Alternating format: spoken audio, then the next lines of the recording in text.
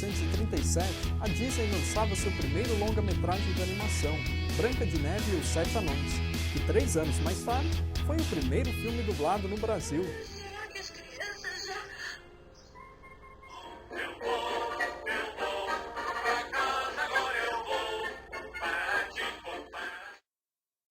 A dublagem para muitos ainda é um mundo desconhecido. O que está por trás, como são os bastidores, ou qual é o processo que um vídeo percorre até chegar ao cinema ou em sua casa.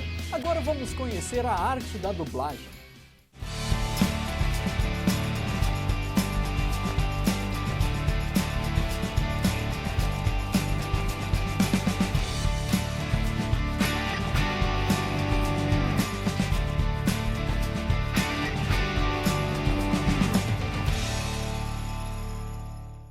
Bom, meu nome é Ulisses Bezerra, sou ator, diretor de dublagem e estou no mercado há mais de 20 anos, há mais de 30.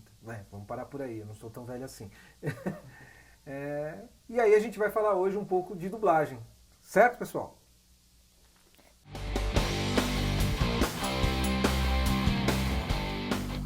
Vamos começar do início, né? Como que o material chega pro estúdio de dublagem? Primeira coisa, o material, vem um filme, qualquer que seja o filme, o distribuidor vai escolher uma empresa de dublagem. Essa empresa vai receber um material em um beta digital, beta SP, em alguma mídia. Hoje em dia, às vezes, vem em próprio DVD, em CD. A gente pega esse material, assiste, antes de assistir, tira a cópia, vai para o tradutor traduz, aí manda de novo para a empresa a tradução, aí é colocado um timecode, antes de mais nada, para a gente saber onde está, porque às vezes o filme em inglês tudo bem, agora quando o filme é japonês, iugoslavo, a gente não sabe nem onde o cara está falando, então precisa do timecode para servir como referência geral. E depois que o estúdio já tem o projeto em mãos, ele tem que ser traduzido, o que é um pouco diferente de uma tradução ao pé da letra. Esse é o papel do tradutor, que faz a tradução especialmente para a dublagem. Vamos conferir como se faz?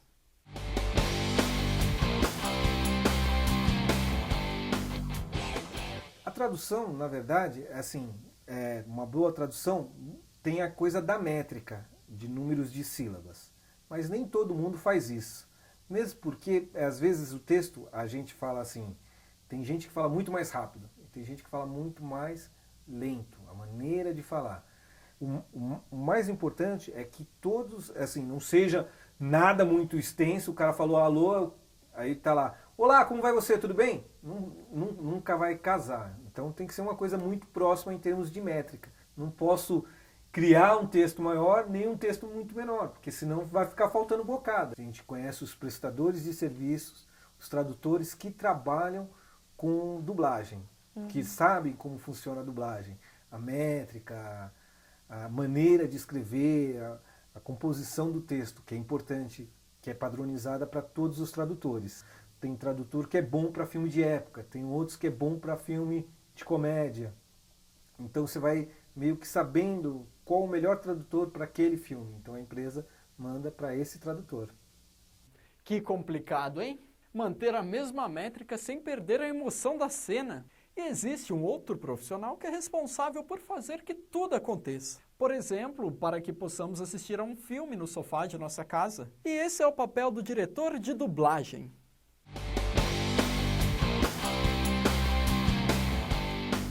O papel do diretor, primeira coisa, é escolher o elenco. Saber quais vozes melhor se adequam para aquele filme.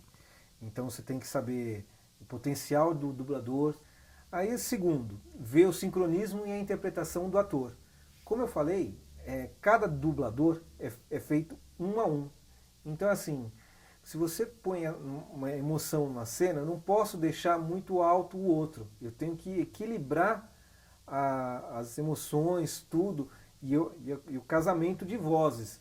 Não adianta eu ter um monte de bando de jovens, aí eu tenho um cara que é velhinho, então eu tenho que adequar todo o sistema, todo o filme para ficar agradável para quem assiste, não soar aquelas coisas estranhas. Então essa é a função do diretor.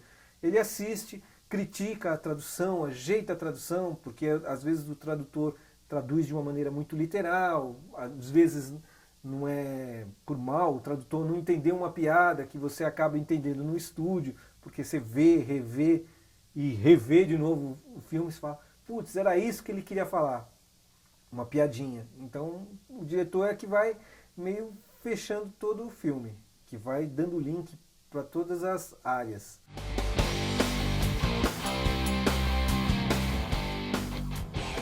Como funciona a seleção dos dubladores, os critérios usados e se é necessário mesmo se o dublador precisa ter o DRT para exercer a função? Isso é super importante. Primeira coisa, o dublador é um ator, então ele tem que ter o registro de ator. Dentro dos atores, não todos dublam, não são todos que têm a capacidade de dublar. Então a gente escolhe esses atores que já têm digamos, a especificação do dublador, sendo dublador, e é necessário, super importante, o DRT. Por quê?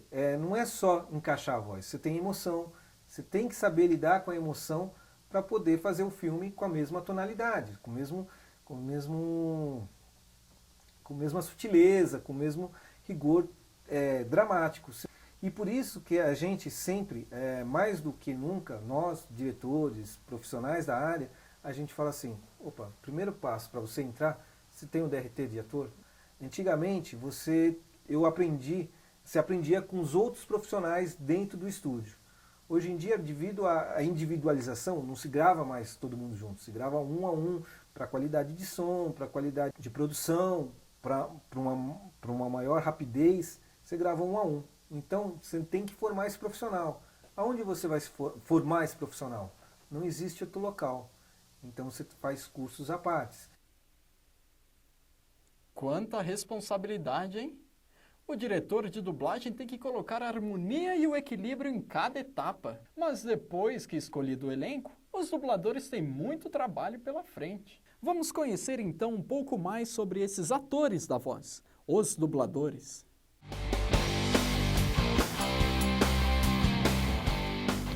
Como é dublar, como é interpretar um personagem de filme ou de desenho? Como que é essa relação? É muito louca, ao mesmo tempo que é muito gostosa. Assim, a gente assiste o pedaço de cena, que a gente chama de anel, a gente assiste, vê o que a pessoa fez e tenta reproduzir no nosso idioma. Recebemos um telegrama Então, do senhor. Você tem que ter uma bagagem artística muito grande, e uma sensibilidade muito grande para sacar tudo o que acontece nesse pedacinho de cena e você reproduzir. E outra coisa importante que a gente até meio que brinca é assim, eu tenho a oportunidade de contracenar com grandes atores. Por exemplo, eu estou fazendo um filme que aparece o Robert De Niro como meu pai. Eu não estou contracenando com outro dublador, estou contracenando com o Robert De Niro. Parece uma coisa louca, mas é real. Porque eu escuto ele respondendo em inglês as coisas que eu estou fazendo. E fora a possibilidade que eu posso fazer negro, branco, anão, todos os personagens que eu jamais faria. Gordo, baixo, sei lá. Coisas que eu jamais faria porque meu biotipo não me permite. Então isso é muito legal, é muito gostoso.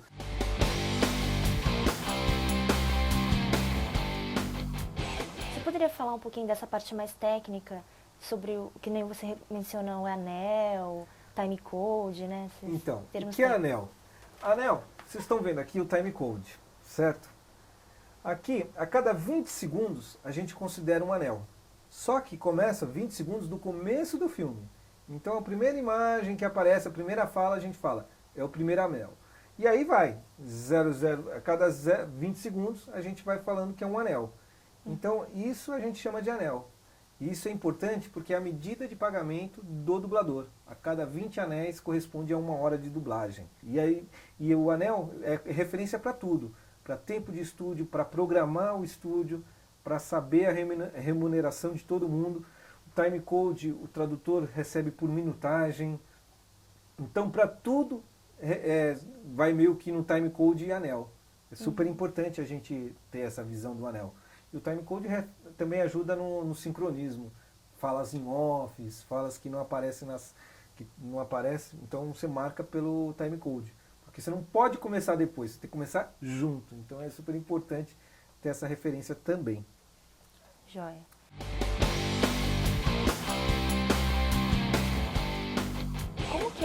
para você ator, né, dublando, cada vez fazer uma voz diferente, ou fazer uma voz mais caricata, ou mudar o tom de voz? Você sabe que, na verdade, assim, é a grande oportunidade de você fazer algo bem diferente. Então, assim, você fala assim, nossa, o legal é que você pode se divertir fazendo o seu trabalho. Não é uma coisa assim, nossa, lá vou eu fazer de novo aquele negócio. Não, você vai brincando sempre. Putz, é uma coisa nova, um tipo novo, vou brincar com a minha voz. Então eu tenho uma possibilidade enorme de fazer coisas diferentes, de me divertir mesmo. Eu falo assim, que é o grande barato, descobrir coisas que você não faria normalmente.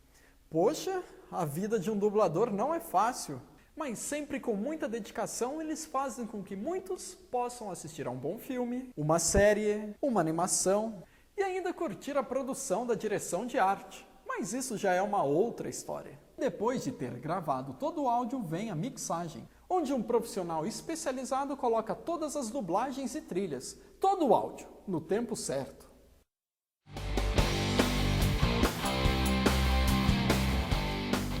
O que para você é essa arte de dublar?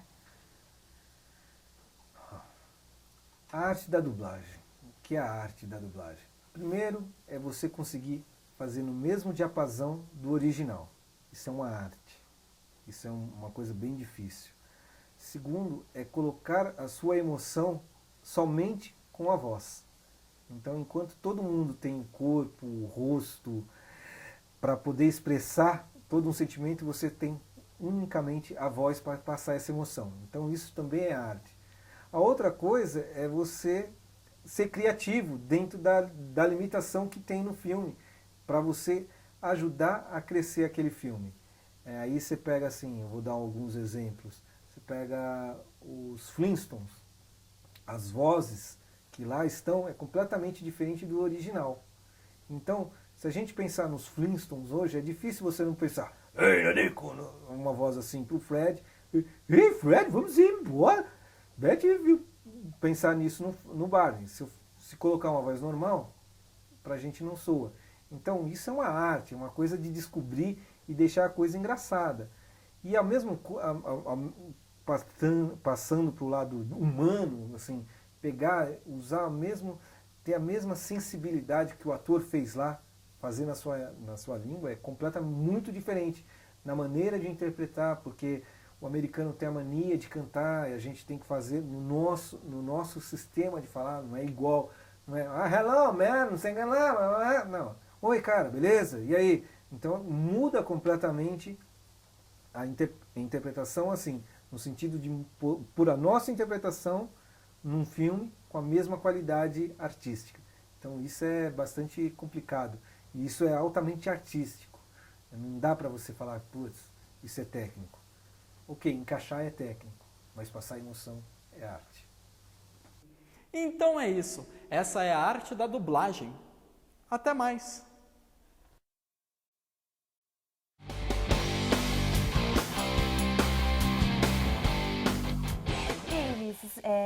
Quais os personagens mais marcantes assim para você na Assim, sua carreira? Eu considero todos marcantes, porque todos me ensinam alguma coisa ou me ensinaram alguma coisa para eu aperfeiçoar a minha técnica. Mas tem uns que são bem famosos e marcaram histórias na dublagem e para mim também. Então o primeiro deles é o Charlie Brown do Snoopy, que para mim foi uma honra, porque quem escolheu minha voz foi o próprio cartunista. Segundo, assim, que é bem marcante, que foi um marco na história da dublagem, porque foi quando os fãs se aproximaram dos dubladores e começaram a ter interesse de fato o que é essa profissão, é o Shun, dos Cavaleiros do Zodíaco. Então é uma coisa que marca bastante. E hoje em dia, assim, ainda fiz o Homem-Aranha, um desenho. Tem um desenho que eu gosto muito, que é o Bob Construtor, que eu faço o Scave, que é um carrinho amarelo, uma escavadeira amarela, que marca já a vida de, assim, eu faço ele há 12 anos. Então vi crianças pequenininhas sendo criadas, vendo o Bob o Construtor, e hoje já são marmanjões. Aí você fala, eu fiz isso. Ah, não é você, sou eu, durei. E você pode fazer um? Vamos fazer um dos mais famosos. Vou fazer todos, né? Por favor. puxa, lá vem a garotinha ruiva, oh não, ela vai me perguntar sobre dublagem, oh. É mais ou menos assim. Quando você vê a imagem, fica muito melhor, porque você associa, fica mais fácil de chegar no tom da voz. Nos Cavaleiros do Zodíaco é muito fácil, porque é propriamente a minha voz. Corrente de Andrômeda! Iki! Que são os gritos mais famosos do personagem. O Homem-Aranha aí não tem o que fazer. A minha voz, exatamente do jeito que ela é, aí se eu fizer falar igual, é igual. Não tem o que fazer. E no Scave é uma coisa um pouquinho mais aguda, que é assim... tudo bem, Bob, nós podemos construir? Podemos sim! É um pouquinho mais aguda. E aí, putz, e aí tem vários personagens, vários filmes. Só que aí, assim, ninguém associa você à pessoa. Por exemplo, você fala assim, o dublê Kal Penn. Ah, tá, legal. Mas, faz a voz do Kal Penn. Pô, é a minha voz. Eu já dublei o Jude Law. É um pouquinho mais grave. É mais aqui, sei lá, era uma coisa mais... Mas aí você tem que pegar a emoção do filme e ficar na tonalidade do filme. É difícil a gente fazer sem imagem. Porque quem vê assim, é a voz do cara, não é a voz. Mas quando você vê o filme, você fala, é você. Então é bem por aí.